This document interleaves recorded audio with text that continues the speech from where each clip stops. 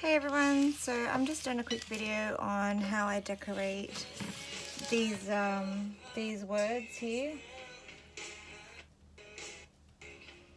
So what happens is they're first painted, they're timber words. So I first paint them with a couple of coats of black paint, for example these ones, so they need to be sanded and cleaned. And then what I'm going to do is I'm going to cover them with jewels.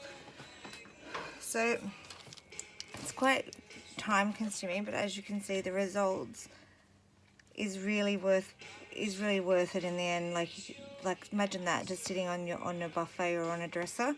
So we have this end left, so we're probably about halfway through. So I'm just going to show you quickly the process involved. So you're just going to put some glue where we're going to need to put the beads, and I normally just generally do I just use a cotton bud, because I find if you, you go through quite a few, but I find if you use a paintbrush you just end up wrecking the ends of the paintbrush if the glue dries.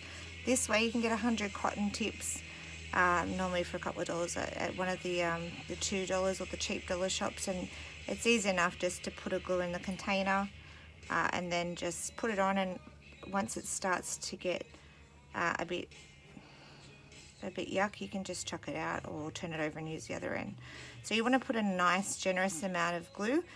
The problem is that when you do this kind of beading or these amount of beads, is that if your glue dries in between the beads, you can't reapply any of the glue. So I try to do one letter each, make sure that I get a good coverage of the glue. And the color scheme that we're going for is silver, gold, black, and a bit of a bronze. So you always end up with a massive pile of leftover beads from many projects. So I've got an assorted box of, I'll just show you here, an assorted box there. So I just put a handful on the plate here, and I'll just pick out what I want and just start anywhere beading. So what I'm using is actually, they're $1 on eBay. They're just like a candle wax stick. Prior to that I used to use tweezers. You can still use tweezers because it's got the stick end. It allows you to pick up the beads quickly and then put them down on top of the glue. You do need to work quickly, as I said. So if you have things like a fan or a heater or anything like that on, it is going to affect the time that your glue dries. Sometimes I have a nice even run, and then other times, like I said, I'll have trouble trying to find the beads that I want. But because I've got so many containers, like I said, and you end up always like this with all these leftover ones that fall everywhere, I've made just a mixed container. But all of my other beads, I do put them in containers like this, so they are sorted by size, color and shape. So this is a good way every now and then to stop and try and use, so you're not wasting all of your beads. It is it's actually quite hard in Australia. Well, I'm from Australia, so it's actually quite hard to find good quality art supplies. So I do have to source a lot of stuff from overseas, so it takes a lot of postage, and sometimes, like most of the time, a lot of the things are from China. It's up to 31 days to get to Australia. So I try to I have got lots of supplies here, but it has taken quite a long time to build them up. I've had a break from doing the art for the last 6 months because we've just finished building a new house. So I'm finally back in the art room. It's a little bit neglected, I think you could say. So what I'm trying to do is I'm just going to show videos of I'm going to be fixing up or repairing some of these words that I've had in storage, and due to the move and due to things being stored in the studio, some of them have got a bit of damage. So for example, this word, I repainted it in black, gave it a couple of extra coats of black. It just had a few surface scratches, but I'm pretty particular about stuff like that. I like to make sure that everything is 100%. If you're selling something, or if you're going to ask for money, I like to know that it's at the best quality that I could have gave it to somebody, and a small scratch here or there for me is just, yeah, it doesn't work. So you can use anything. I just, like I said, these are a mixture of clear beads. There's a whole different collection of black, of silver, and like I said, you can see there are other colored ones here. They are all flat bases, so they have a flat bottom. They just stick like that, and then you just place them on the glue.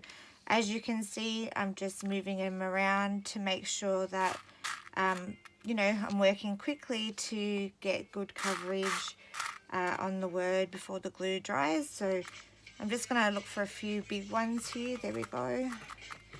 I'll put in there.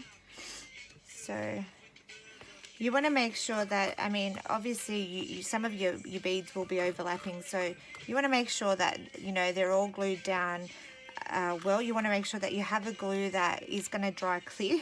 There's sometimes when you use the black, you've got to be careful, because obviously if the glue dries where I can't get beads, it's not going to look very attractive. So you've got to try and make sure that you know, you do get full coverage. I'm going to continue on with this one. I'm going to keep making videos. Just subscribe, let me know what you guys like, and I'll post up some after photos of this one finished on the page as well, so you can see what it looks like when the whole word's finished. It would be too long a video for me to keep going until I finish. I have about 8 or 9 letters left on this word. So as you can see, this is how it comes together. It is a process, like a long process, and I think, you know, it does take hours and hours to get them finished. But like I said, I like to make sure that there's every spot that I can fit a bead on, that there is not big spaces. So I'm probably a little bit more particular. Like I don't know if anyone knows, but I'm a self-taught artist, so I just do whatever I think looks cool or funky. So I have no actual training. I probably, you know, I don't know. There's probably other techniques and other ways that you can, you know, use glue and use probably a better brand of glue or a method. But this works for me. So I just think if it works for me, then maybe, you know, it could work for you. So if you do happen to do anything similar to this and you have any tips or ideas, then by all means contact me or send me an email. I'll put my email address on the YouTube channel. You can follow me on Facebook and Instagram. I do work full time, so this is my hobby, guys, but you know, always our dream to do it full time. But if I can share any of my techniques or tips, then I'm happy to do so, as long as people are enjoying what I'm doing. I mean, I'm obviously enjoying what I'm making. So you're watching a video by Vanessa for Awesomeness Designs. I do try to put some of this stuff that's for sale up online. Again, that's another work in progress, because I've just started taking photos and uploading everything. So feel free to have a look and check on the website as well, which is awesomennessdesignsonline.com.au. And just remember that the designs is spelt with a Z, so DEZIGNS. And I will post up these photos shortly once it's all finished and dried, so you can have a look at how it looks all together. All right, thanks for watching, guys.